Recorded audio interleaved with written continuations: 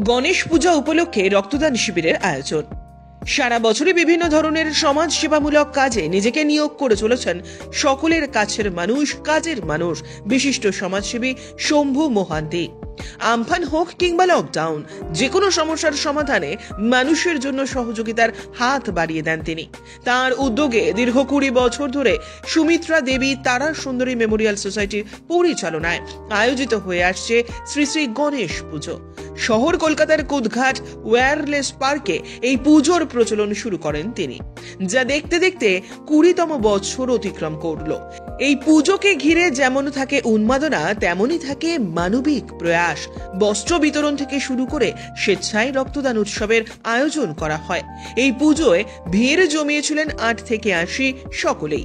সাধারণ মানুষের পাশাপাশি রাজনৈতিক ব্যক্তিত্ব, সমাজের বিশিষ্টজনদের উপস্থিতি ছিল চোখে পড়ার মতো। রবিবাসরীয় সকালে প্রত্যেক বছরের মতো এবছরও এই পুজো উপলক্ষে তারা আয়োজন করেন স্বেচ্ছায় রক্তদান শিবিরের, যেখানে রক্তদান করেন অজস্র রক্তদাতা।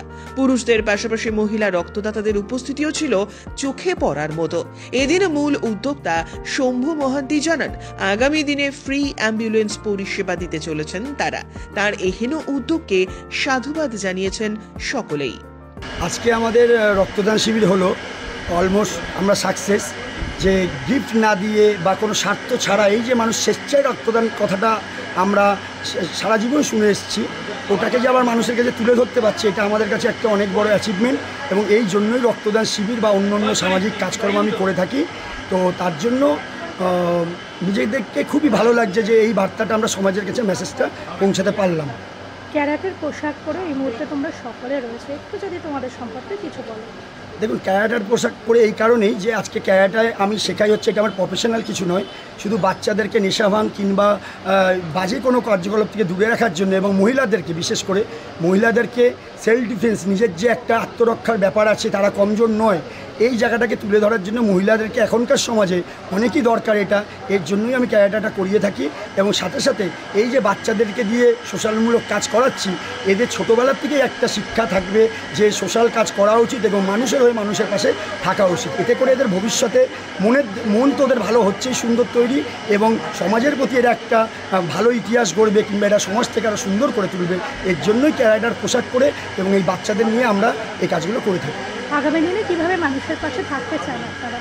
আগামী দিনে আমরা মানুষদের পাশে তো আগা করেই আছে। এটা 20তম বর্ষ, মানে ম্যাডাম বুঝতেই পাচ্ছেন যে আমরা এই গণেশ পুজোটাকে কেন্দ্র করে সোশ্যালমূলক কাজটাই করি। আর আগামী দিনে আমার ইচ্ছা আছে অ্যাম্বুলেন্স একটি নামাবার। অ্যাম্বুলেন্স নামিয়ে আমি মানুষদের পাশে থাকতে চাই। অ্যাম্বুলেন্স বলতে পারবেন সব ক্লাবে সব জায়গায় আছে, বাট আমি যে অ্যাম্বুলেন্স নামাতে চাই সেখানে হচ্ছে অনলি ফর দুস্থ মানুষদের জন্য, যারা ওই সামান্য 1-2 হাজার 3 হাজার টাকা জোগাড় করতে পারে না যে খুব তাড়াতাড়ি পেশেন্টকে নিয়ে যাওয়ার জন্য হসপিটালে। আমরা যে অ্যাম্বুলেন্সটা বের করবো সেটা সম্পূর্ণ বিনা পয়সা, সম্পূর্ণ বিনামূল্যে, তার জন্য কোনো চার্জ লাগবে না, কিচ্ছু লাগবে না। এটা আমার আসছে দিনের স্বপ্ন। এবং সাথে সাথে আমরা প্রথমে 100 জন করে আমরা সানডেতে খাওয়াচ্ছিলাম, মানে মানুষের সেবা করছিলাম, তারপরে এটা 100 হয়েছে। আসছে দিনে যেন এটা বেড়ে 150-200 হয়, এটা আমাদের আগামী দিনের পরিকল্পনা, যেন আমরা মানুষ হয়ে মানুষের পাশে এইভাবে দাঁড়াতে পারি। Bureau report, channel 10।